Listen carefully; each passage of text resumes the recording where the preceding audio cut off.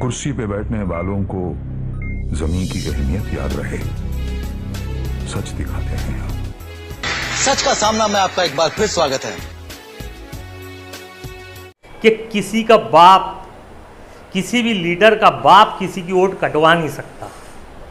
यह और बात है कि कंप्यूटर की मिस्टेक से किसी की वोट उड़ जाए, नहीं तो किसी का बाप भी, किसी लीडर का बाप भी किसी की वोट कटवा नहीं सकता।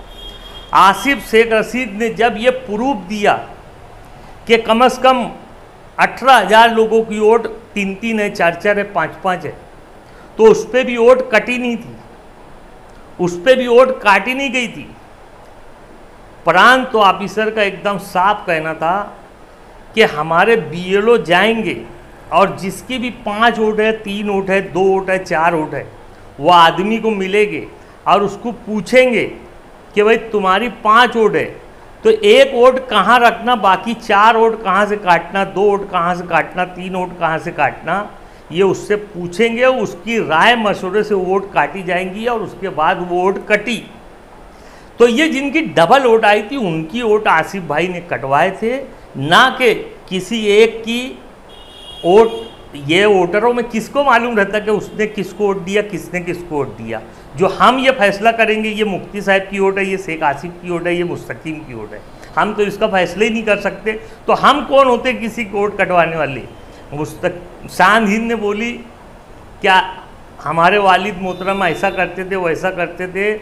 1971 में असम्बली का इलेक्शन हारने के बाद मालेगांव शहर में सेठ और मजदूर की जो तहरीक चली, जो मजदूर तहरीक चली, उसका हाल क्या हुआ था कि शायद उनको मालूम नहीं। सेठ लोगों को संडास का डब्बा छुपा के ले जाना पड़ता था, इसलिए कि वो जो उम्मीदवार हारे थे उन्होंने मजदूरों को लगा के, अपने आदमी को लगा के संडास में पत्थर मारते थे। उस टाइम पे किसी के घर में संडास नहीं रहती थी, बहुत मुख्तसर से लोगों के घर में संडास थी, और नहीं तो संडास बनाना लोग पसंद नहीं करते थे। ऐसा नहीं कि लोगों के पास पैसा नहीं था, लेकिन घर में संडास बनाना लोग पसंद नहीं करते थे। संडास म्यूनसिपैलिटी के संडास में ही जाते थे, और वहाँ वो लोग जब संडास बैठते थे तो वो तहरीक का, वो लीडर के बोलने पे लोग पत्थर चलाते थे, वो संडास के छींटे उड़ते थे, तो लोग संडास का डब्बा भी छुपा के लेके जाते थे। मजदूर और सेठों में इतनी दूरियां हो गई थी, वो लीडर के इलेक्शन हारने के बाद इतनी दूरियां हो गई थी कि उसके बाद फ़ौरन 72 में दुष्काल पड़ गया। दुष्काल पड़ गया, लोगों के यहाँ खाने को नहीं था।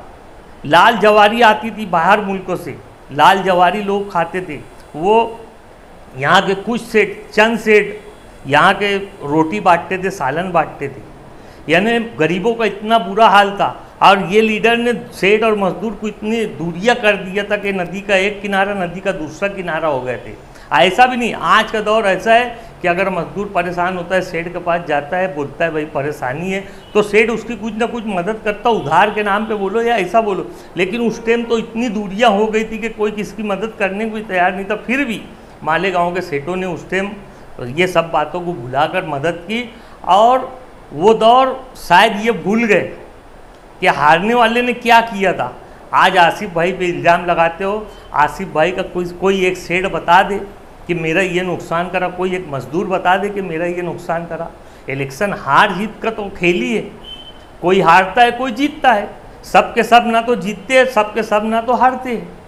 लेकिन कुछ बोलने से पहले कुछ समझ तो लो कि क्या बोल रहे। मैंने ये बात बोला, किसी लीडर का बाप भी अगर चाहेगा तो किसी एक की वोट नहीं कटवा सकता जब तक कि वो बीएलओ की रिपोर्ट ना जाए।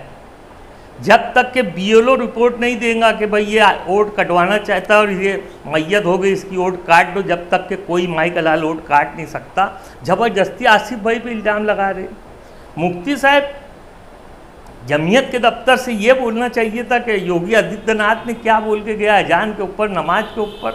वो बात कर रहे वोट काटने की, वोट किसने काटा, वोट कैसे काटा, वो तो उनके खिलाफ की वोट थी, वो तो मेरे फेवर की वोट थी। इतना समझने लगा, इतना समझने लगा। और बोलते हो सोहेल मास्टर अपनी भतीजी को अपनी क्लास में 1500 रुपये महीने से पढ़वाता है और खुद उनके यहाँ बैठ कर रोड बढ़ाता है। वो सोहेल मास्टर की तारीफ करते हो, वो सोहेल मास्टर की सपोर्ट में बोलते, जबकि उनको बोलना चाहिए कि यहाँ वोट बढ़ाने से बेहतर जा वो बच्चों को पढ़ा जिसकी पेमेंट ले रहा है तू, कारपोरेशन से जिसकी पगार ले रहा है, जा वो काम कर। लेकिन वो ना करते हुए बोले वोट बढ़ा रहा है, बहुत ताली बजाने की बात है। मुफ्ती साहब, जमीयत ऐसा साबित कर रही है कि मालेगांव में जिसने भी वोट दिया जमीयत के बोलने पे दिया। सुलेमानी जमीयत, महमूद मदनी साहब की जो जमीयत है सुलेमानी चौक में, वो शर्मा गई, जबकि इलेक्शन के पहले से, इलेक्शन डिक्लेयर होने के पहले से सुलेमानी जमीयत जद्दोजहद कर रही है, लोगों को हमवार कर रही है, लोगों को समझा रही है, प्रांतों से मिल रही है, कलेक्टर से मिल रही है और सब लोगों से मिलकर ये बता रही है कि ये वोट में फ़र्क है, ये ऐसा है, वो ऐसा है, लोगों को बोल रही है। हर मस्जिद में पर्ची भेजे कि भाई वोट दो, किसको दो ये नहीं बोले, सेकुलर को वोट देना चाहिए, सेकुलर आदमी को वोट दो, ऐसा उन्होंने हर मस्जिद के, ये जमीयत की तो कोई चिट्ठी भी नहीं गई। और आज ये जमीयत ही ढिढोरा पीट रही है कि अगर किसी ने वोट दिया, सुलेमानी जमीयत के लोग शर्मा गए, वो अपने आप को एक दूसरे को देख रहे कि यार हमने कुछ करे कि नहीं करे, सब जमीयत उलमा ही नहीं करी। तो ये अच्छी बात नहीं है। और जमीयत के लोग भी बैठ के हंसते किसी की एक आदमी बुराई करता और ये हंसते, तो ये अच्छी बात नहीं है। बहरहाल मालेगांव की आवाम तक के ये बात मुझे पहुंचानी थी कि वोट कोई कटवा नहीं सकता, अगर जिसकी भी कटी है तो हम खुद भी, आसिफ भाई ने मुझे मना करे थे कोई तरह का इंटरव्यू देने के लिए, उन्होंने बोले 5 तारीख को 4 तारीख को मैं खुद ये बात का जवाब दूंगा और वो देंगे दे। मुझे जो समझा मैंने वो बोला। जैसे मालेगांव के लीडर ये बोल रहे हैं कि आसिफ भाई ने वोट कटवा दिया, वोट कटवा दिया, अगर आसिफ भाई वोट कटवा सकते तो ये बात कानूनी ऐसा है कि जिसका वोटर लिस्ट में नाम रहेगा वही आदमी इलेक्शन लड़ सकता। तो अगर आसिफ भाई किसी की वोट कटवा सकते तो ये लीडरों ही की कटवा देते ना।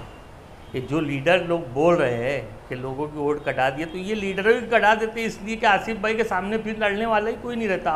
और ये सबको मालूम है कि ये एरिया ये लीडर का है, ये एरिया ये लीडर का, वो एरिया वो लीडर का है। तो एरिया वाइज पूरे एरिया की वोट कटवा देते। अगर आसिफ भाई की ऐसी चलती, इतनी चलती जैसे लीडर लोग बता रहे कि आसिफ शेख रशीद इतना खतरनाक आदमी है कि वोट ही कटवा दिया, अगर ऐसा रहता तो उनके एरिया के उनके जो लोग हैं उनकी सबकी वोट कटवा देते। इस पे से मालेगांव की आवाम समझ ले कि ये कितने समझदारी की बात कर रहे हैं।